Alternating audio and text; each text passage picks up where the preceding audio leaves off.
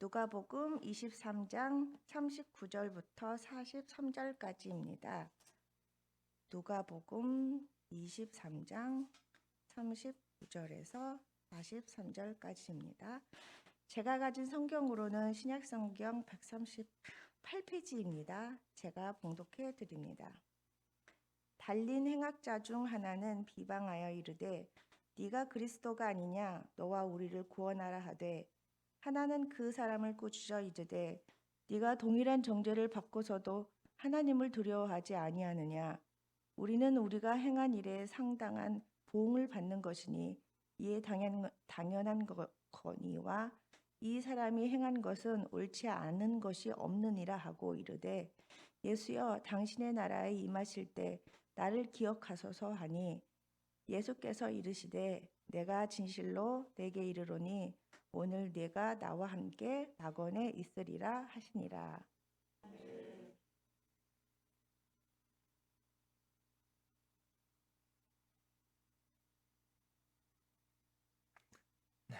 오늘도 이 새벽을 깨우고 은혜 자리에 나오신 여러분들을 축복하고 환영합니다.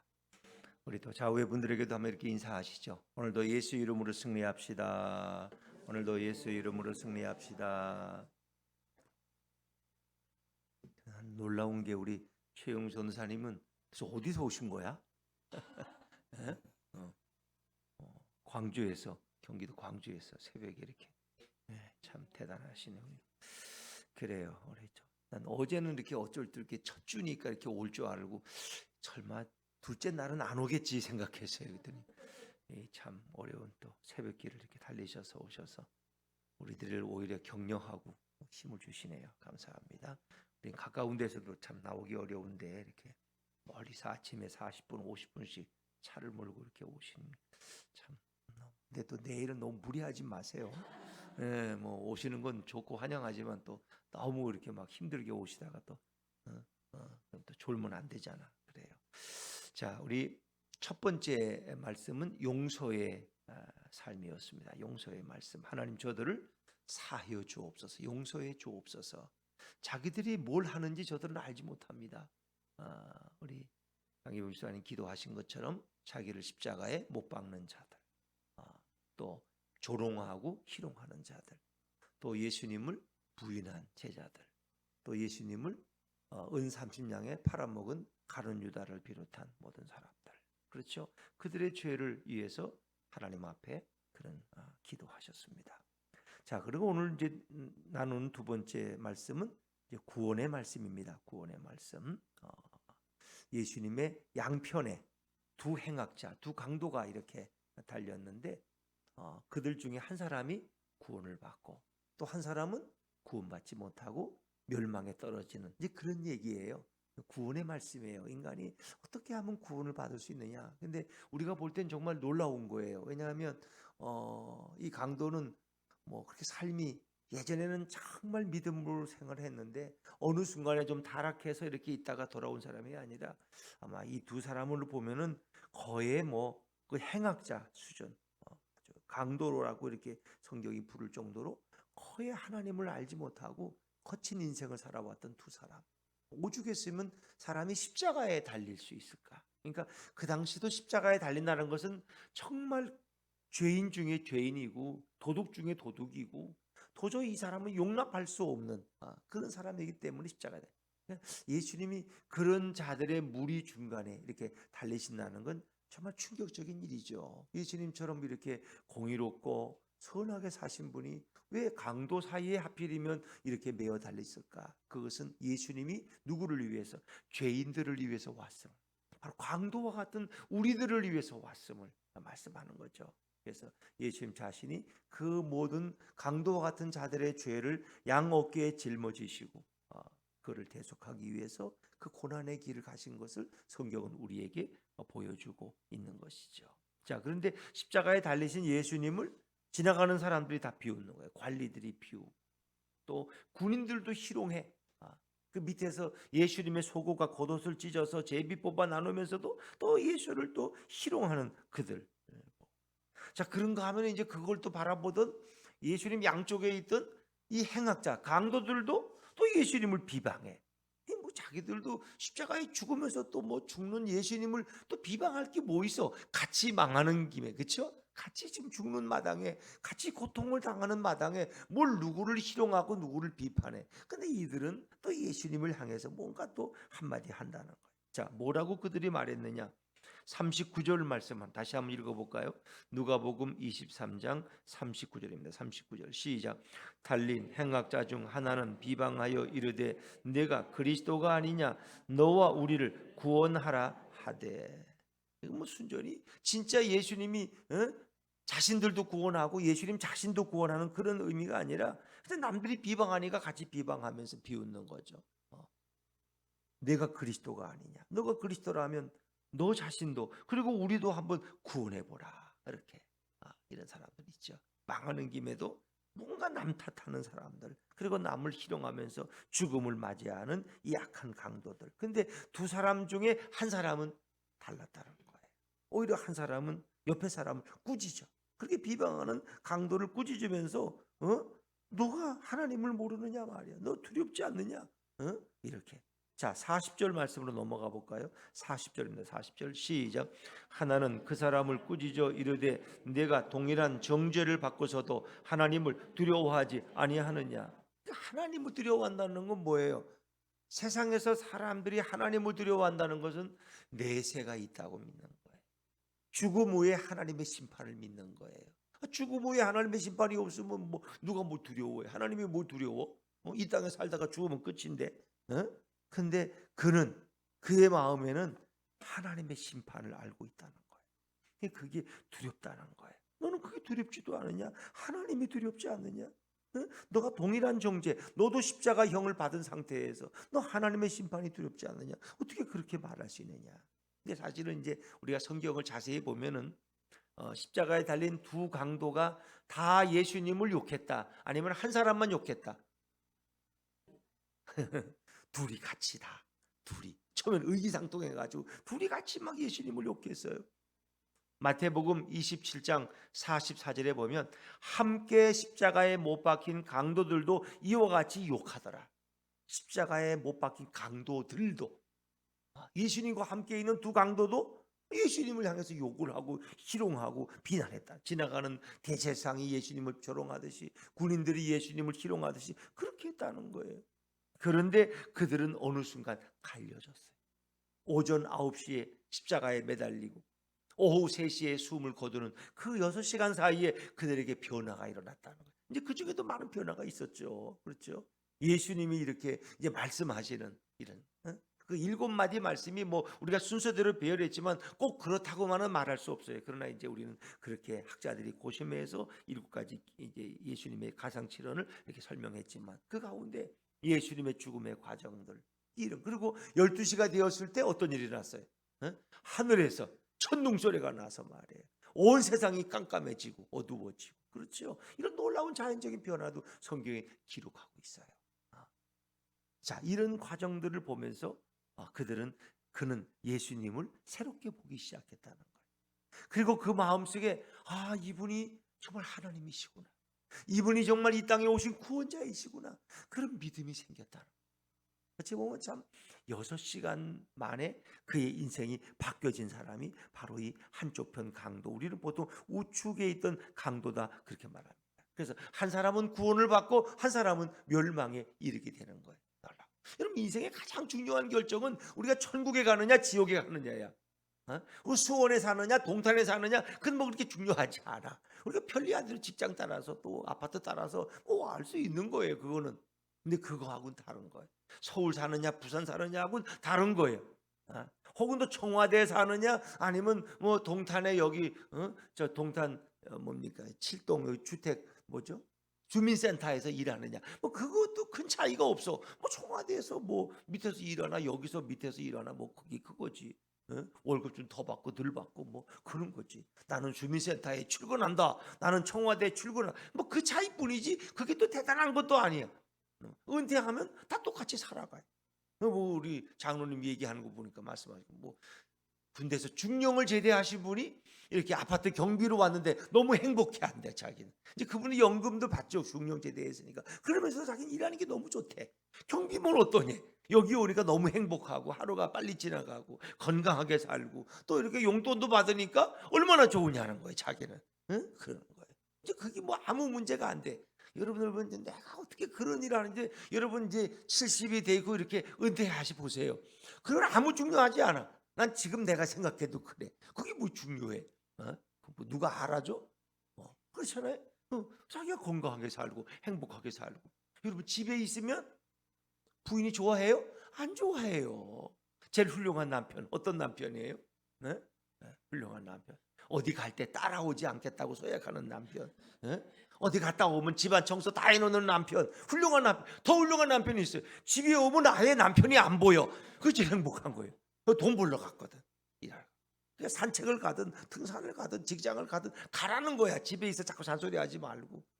그것도 하루 이틀이지. 여러분 보세요. 그러니까 일하는 게 얼마나 축복이냐 말이에요. 그게 무슨 일이든 그건 상관없어요. 그건 상관없어요. 일하는 자가 행복한 것이고 그는 건강하게 살고 삶의 보람도 가지고. 사람이 일 안 하는 게 지옥이라는 거 아세요? 하루 종일 집안에만 있어 보세요. 그 편한 거예요? 우울증 걸려가지고 이게 사는 게 뭔지 모르겠어요. 아무리 돈이 많으면 뭐예요? 외롭게 살면은 일하지 않으면 사람은 그게 고통스러운 거야. 자, 여러분 보니까 너무 멀리 왔네. 가끔 오다 보면 너무 멀리 가요. 이렇게 돌아와야 되는데 어디서 돌아와야 되지? 자, 그러니까 천국과 지옥이 갈라지다 너무 멀리 갈라진 거야 이게. 근데 이 두 사람의 선택은 너무 다른 거야. 한 사람은 천국에 가고 한 사람은 지옥에 가는. 그렇게 생각해. 아니 목사님 그래도 어떻게 6시간 안에 그렇게 모든 게 갈라집니까? 우리는 보통 예수 믿어서 30년 믿고 50년 70년 믿다가 천국 가고 이렇게 하는데 그 사람은 6시간 동안 거기다 초반에는 또 같이 예수님을 막 욕하고 막 비난해서 같이 그냥 의기투합해서 그러다가 어느 순간부터 이 사람이 달라지기 시작했어요. 이분이 우리와는 다른 분이구나. 그래서 그가 뭐라고 말하기 시작했어요? 41절입니다. 41절 말씀 41절 같이 읽죠. 시작. 우리가 행한 일에 상당한 보응을 받는 것이니 이 사람이 행한 것은 옳지 않은 것이 없느니라 하고. 아멘. 자, 우리는 행한 일에 상당한 보응이라는 것은 우리는 맞아도 싸다 그런 얘기예요. 우린 십자가에 달려도 싸. 왜? 당연한 거지. 강도로 살았으니까. 우리는 너무나 많은 사람에게 피해를 주고 그러니까 십자가에 주는 게 당연해. 이건 억울한 일도 아니야. 죄값 받는 거 당연해. 그런데 이분은 아니라는 거야. 이 사람이 행한 것은 옳지 않은 것이 없다는 것은 다 옳다는 거야. 이 사람은 다 의롭게 살고 다 옳게 살았어. 이 사람은 죄를 지은 적이 없는 분이야. 내가 듣기에는 이 사람이 얼마 전에도 나사로를 죽은 자리에서 구원해 내셨고 바디메오의 눈을 뜨게 하셨고 귀신 들린 자의 귀신을 내쫓으셨고 이분이 풍랑까지 잔잔케 하신 분이래. 이분은 옳지 않은 게 하나도 없는 분이야. 그게 자신들과 다른. 이분은 예수님이 의로운 분이라는 걸 알고 있어요. 그러나 자신은 죄인이라는 걸 알고 있어요. 우리는 이런 일을 당해도 맞아. 왜? 우리는 맞아도 싸. 우리가 살아온 삶을 한번 돌아봐. 이게 어디 사람이 할 일이야? 우리는 이렇게 살았잖아. 그럼 그걸 깨닫게 되는 거예요. 그러니까 이게 뭐예요? 회개의 마음이 밀려오는 거예요. 예수님을 만나는 순간 자기 마음속에 회개가 자기 죄가 보이기 시작하는 거예요. 이 의로우신 예수님, 이분은 하나님의 아들이시고 우리의 메시아야. 나는 얼마나 추악하고 더러운 인생을 살아왔는가. 이게 깨달아지는 거예요. 여러분 죄가 생각날 때 이게 하나님의 축복이라는 거예요. 할렐루야. 나는 아무리 살아도 오늘 난 죄진 게 없어. 나는 그래도 딴 사람보다 다 의롭게 살고 나는 오늘 파리도 안 죽였어. 이렇게 나는 개미도 안 밟고 지나가는 사람이야. 이렇게 말하는 사람일수록 그 마음이 더 부패할 수도 있어. 왜? 세상 중에 가장 부패한 것이 인간의 마음이거든. 우리가 겉으로 행위로는 파리도 자기는 안 잡았다 그러고 생명을 사랑한다 그러고 자기는 지나가는 개미도 안 밟고 피해가는 사람이지만 마음은 얼마나 악한지 몰라. 마음은 그냥 너무 부패해. 마음이 인간. 이게 인간의 속성이죠. 그래서 오늘 이 사람은 자기 죄를 깨닫는 눈이 있었다는 거예요. 그리고 예수님을 의로운 분이라는 것을 그는 우리 스스로 지정했죠. 그리고 이 예수님이 바로 신성을 가지신 하나님이라는 것을 그가 이렇게 고백을 하는데, 자, 우리 이제 42절 말씀을 한번 읽어봐요. 42절 말씀 시작. 이르되 예수여 당신의 나라에 임하실 때에 나를 기억하소서 하니. 당신의 나라라는 것은 이게 이 땅의 나라가 아닐 거이다. 이 땅에서는 뭐 어디 당신의 나라가 어디 있어? 예수님의 나라가 없어요. 빌라도도 너가 유대 왕이냐? 너가 이스라엘의 왕이냐? 이렇게 묻잖아요. 예수님 물론 그렇다 그래. 그러나 예수님은 내가 다스리는 세상은 여기가 아니라는 것을 말씀하세요. 당신은 우주의 왕이니까 이 땅에서도 왕이고 온 하늘나라에서도 왕이신 거예요. 그래서 이 사람은 당신의 나라에 임하실 때 나를 기억하는 건 예수님의 신성을 그러 인정하는 거예요. 그리고 예수님을 왕으로 당신의 나라, 여러분의 나라가 있습니까? 제가 어제도 말씀드렸지만 노인은 나는 내가 살아가는 삶의 나라라 왕이라고 그렇게 하면, 물론 자신의 가정에 자기가 왕일 수는 있어요. 근데 이가 고백하는 그런 나라라는 것은 정말 예수 그리스도가 우리가 알지 못하는 그 나라, 죽음 후에 가는 그 나라의 왕이시라는 것을 그가 인정하고 있는 거예요. 당신의 나라에 임하실 때 나를 기억하소서. 예수님의 신성과 예수님의 왕 되신 사실을 그는 고백하고 믿고 있었다는 거예요. 당신의 나라에 임하실 때 나를 기억하소서. 그러니까 지금 빌라도가 다스리고 헤롯이 다스리는 이 땅의 나라가 아니야. 그 나라는 이 땅의 나라를 능가하는, 다 포용하는 우주적인 나라를 가리키는, 이것이 바로 새하늘과 새 땅이고 하나님의 나라예요. 그 나라, 아무나 들어갈 수 없는 나라예요. 그 나라는. 물론 우리는 이제 이 땅에서 구원받은 자들은 주님이 나를 다스리고 통치할 때 내가 하나님의 나라의 권능 안에 살아간다. 내가 하나님, 우리 가정에 하나님의 나라가 임했다고 이렇게 말할 수는 있어요. 왜? 주님이 우리를 다스리고 통치하는 게 바로 하나님의 나라거든. 그 나라를, 하나님이 그 나라를 다스리시는. 그러나 우리는 그 부분적인 거예요. 가정은 오늘도 하나님의 나라 같고 오늘은 또 천국 같은데 또 내일은 또 삐끗하면 또 내일은 또 지옥이야. 이게 그냥 오늘은 애들이 그렇게 행복해. 일기를 쓴 거 보니까 우리 집은 너무 좋다. 엄마 아빠는 너무 사랑하고 우리 가정은 천국 같은 가정이다. 천국에 가도 우리 가정만큼 더 좋지는 않을 거다. 이렇게 막 썼어. 근데 그 다음날 일기는 엉망이야. 우리 집은 오늘 보니까 지옥이었다. 지옥이었다. 엄마가 삐져가지고 밥도 안 주고 우리 나가서 라면을 사 먹고 들어왔다. 아빠는 방에 들어가서 나오지도 않고 벌써 텔레비는 깨지고 없다. 이제 텔레비를 어떻게 본다. 이게 오늘은 또 지옥이야. 이게 부분적이라는 거예요. 우리는 늘 불안해. 오늘은 아주 이렇게 그냥 은혜롭게 예수 믿고 하나님을 찬양해도 내일은 또 어떨지 그때 가봐야 알아. 우리는 몰라 잘. 그런데 진정한 하나님의 나라가 완성되는 것은 거기는 변함이 없는 거예요. 그 나라에서는 오직 주님만을 찬양하고 다시 되돌아설 수가 없는 거야. 그건 영적인 나라고 능력의 나라이고 하나님의 권세로 다스리는 나라. 우리는 다 그 다스림에 순복하는 나라예요. 근데 우리는 아직도 내 자신이 살아있기 때문에, 내 자신이 내가 살아있어. 그래서 우리는 또 울퉁불퉁하고 또 뭔가 기분 나쁜 일이 있으면 삐치기도 하고 또 오늘은 또 말도 안 하기도 하고 또 내일은 너무 좋다고 또 보너스를 받아가지고 또 온 애들 다 그냥 한우고기를 쏴버리고 또 이렇게. 그게 우리는 늘 불안하다. 그러나 진정한 하나님의 나라는 그런 게 없어요. 늘 어제나 오늘이나 늘 행복하고 주님이 다스리시고 주님을 찬양하는 그런 나라. 그러니까 이 땅에서 경험하는 나라는 하나님 나라가 맞지만 그건 부분적으로 경험하는. 그래서 이 나라는 지금 이 땅에 오고 있고 진행형이고 아직 완성되지 않는데, 언제 완성돼요? 예수님이 재림하실 때 완성되어지는 거예요. 그래서 그때 그 나라에 동참하게 되는 거예요.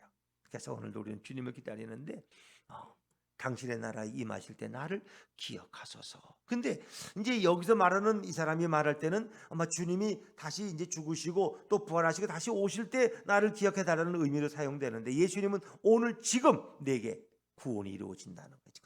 구원은 미래에 이루어지는 게 아니에요. 지금 이루어져. 지금 구원받는 거야.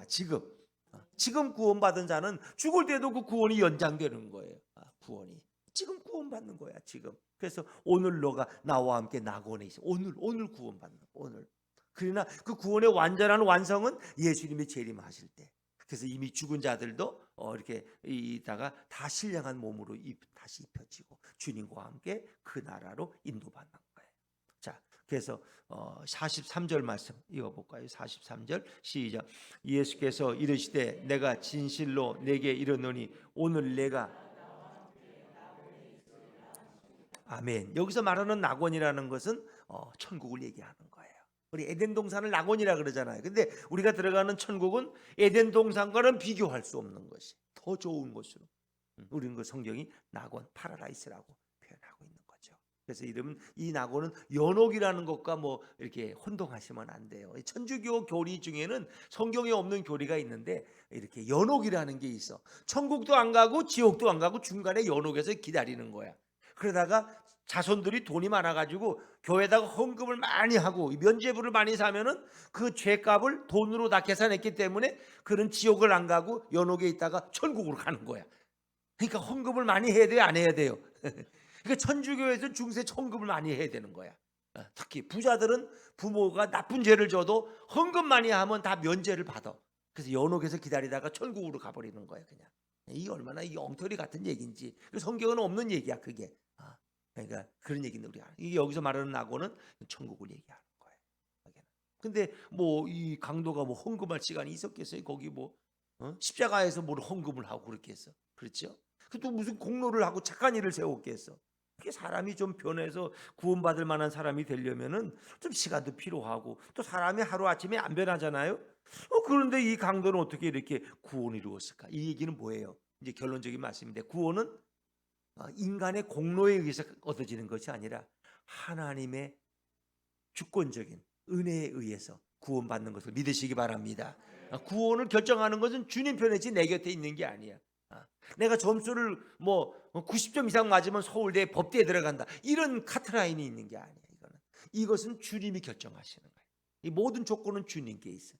그래서 두 강도 중에 한 강도는 더 완악해져서 계속 비방하다가 그런 지옥 같고 한 사람은 비방하는 중에 마음이 달라졌어요.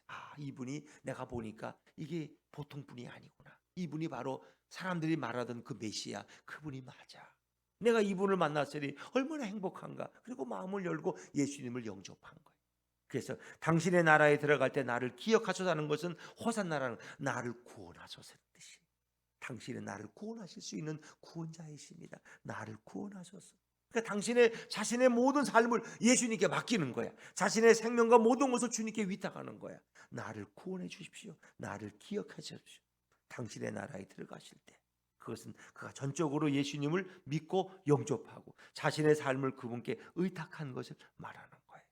그래서 구원은 하나님의 주권적인 은혜로 주어지는 것이다. 인간의 어떤 공로나 조건에 의해서 좌우되는 게 아니에요. 하나님의 은혜가 훨씬 큰 거예요.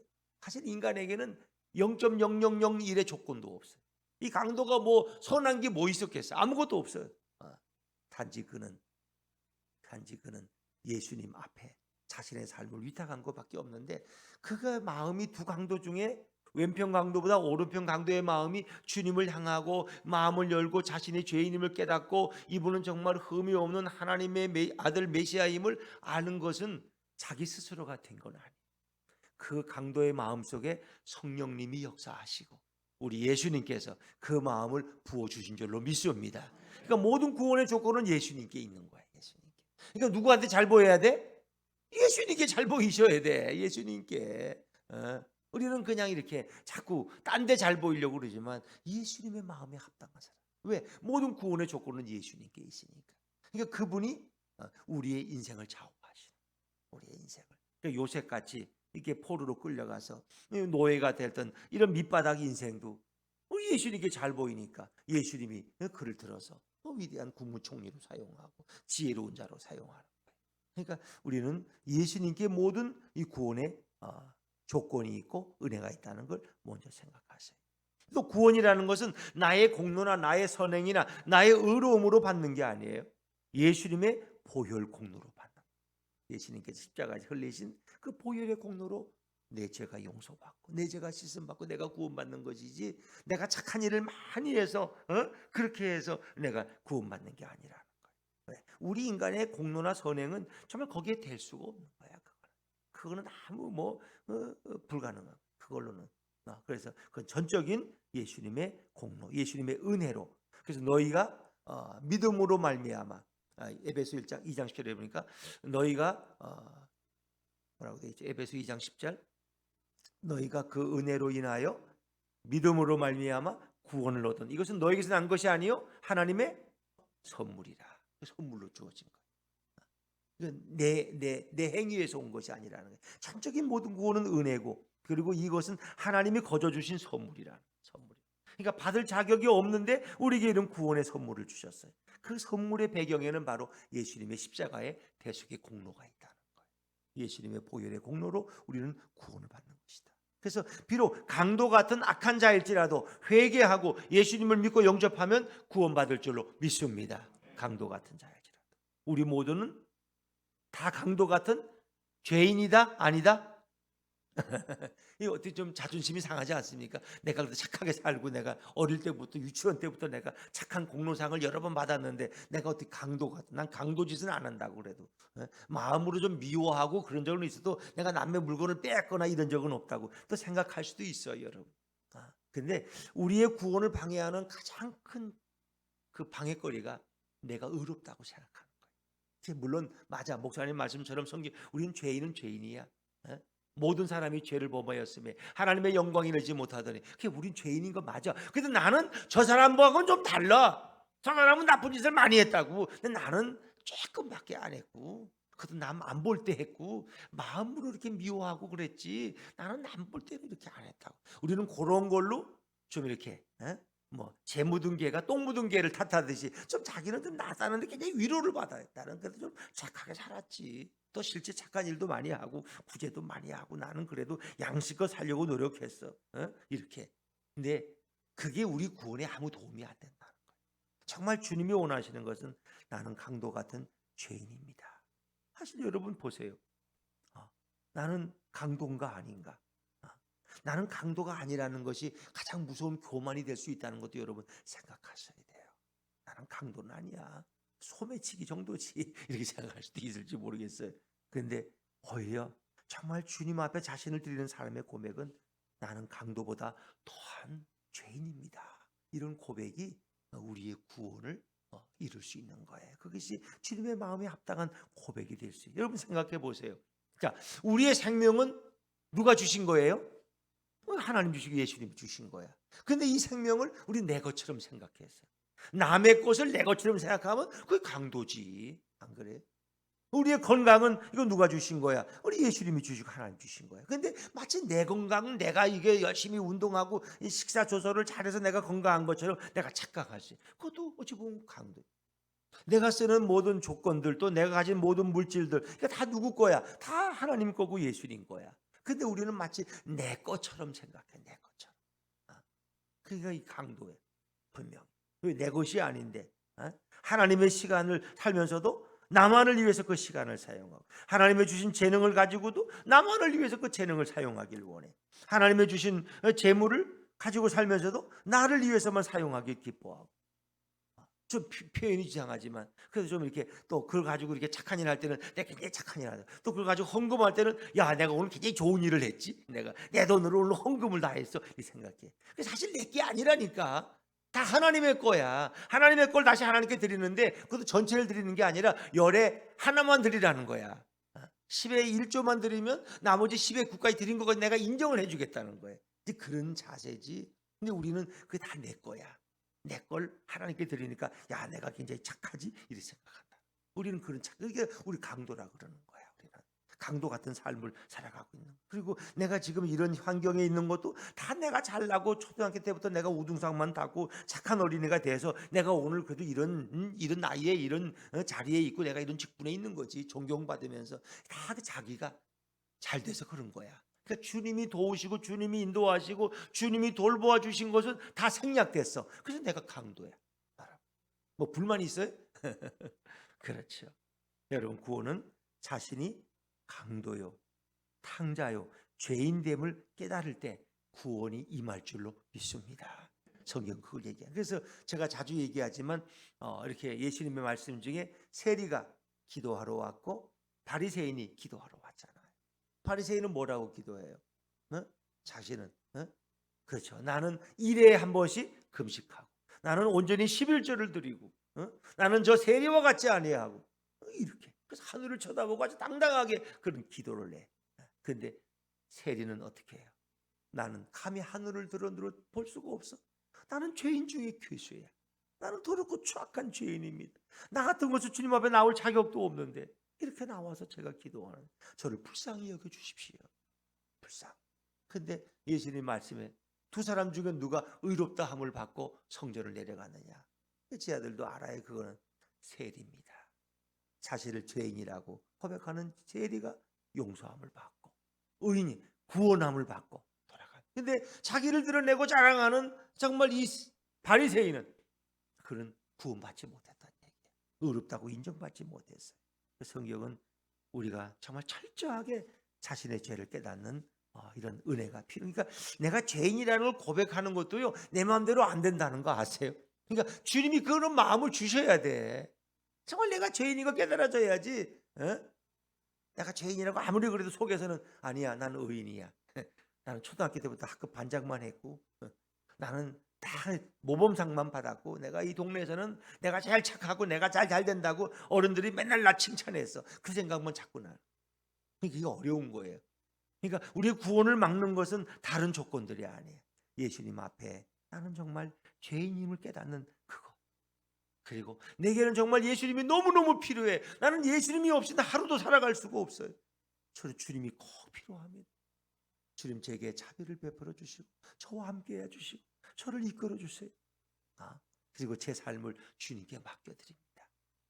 저는 이제 십자가에서 죽었습니다. 그래서 갈라디아 2장 20절 내가 그리스도와 함께 십자가에 못 박혔나니 그런즉 이제는 내가 사는 것이 아니요 오직 내 안에 누가 사는 거예요? 그리스도께서 사시는 것이라. 나는 이미 죽어서 십자가. 그리고 내 안에 예수님이 사시는 거야. 그러니까 예수님이 주인된 삶이야. 내가 내 삶의 주인이 아니라 예수님이 내 삶의 주인이라니까 이제는. 그러니까 내가 뭘 하려면 예수님께 물어봐야 돼. 예수님 오늘 점심에 짜장면을 먹을까요? 좀 맛있는 이거 한우갈비를 먹을까요? 야, 이 한우갈비 먹어도 괜찮을까요? 그럼 예수님 뭐라 그럴게? 야, 이봐 그거 먹지 마. 넌 짜장면만 먹어야지. 비싼 거 먹으면 안 돼. 그렇게 말씀 안 하셔. 너의 건강을 위해서 오늘은 한우갈비 먹고 싶냐? 한우갈비 먹어라. 내가 너 한우갈비 먹는 거야. 내가 너한테 공급해 주지 뭐 걱정하지 말고 먹어라. 그러는 거야. 오늘 다 한우갈비 드시기 바랍니다, 여러분. 짜장면 대신 주님 그렇게 말씀하시지. 이른바 돈이 어디 있어 이 불황에 짜장면을 먹어야지 이렇게 말씀하시는. 우리의 삶은 주님이 책임지시는 주님. 그래서 우리의 삶의 주인이 바로 예수님이야. 예수님께 물어보시면 돼. 그럼 주님이 내 마음에 평안을 주시고 응답해 주세요. 이게 중요한 거죠. 그래서 우리는 정말 마음으로부터 너무 힘이 부패해서 에레미야 17장 9절에도 만물보다 거짓되고 힘이 부패한 것은 인간의 마음이라 그랬어요. 그리고 모든 인간은 다 죄를 범해서 우리는 다 죄인이에요. 그래서 하나님의 영광을 잃지 못하지만 예수 그리스도를 통해서 우리는 하나님 앞에 나아갈 수 있는 길이 열리는 거예요. 이제 우리는 이렇게 기도하면 좋겠어요. 저를 한번 따라해서 기도해 보실까요? 같이 한번 기도해 보시죠. 주 예수님, 저는 강도 같은 악한 죄인입니다. 저를 용서해 주십시오. 십자가에서 흘린 피로 저의 죄를 씻어 주십시오. 주 예수님, 당신을 저의 구주와 주인으로 영접합니다. 아멘.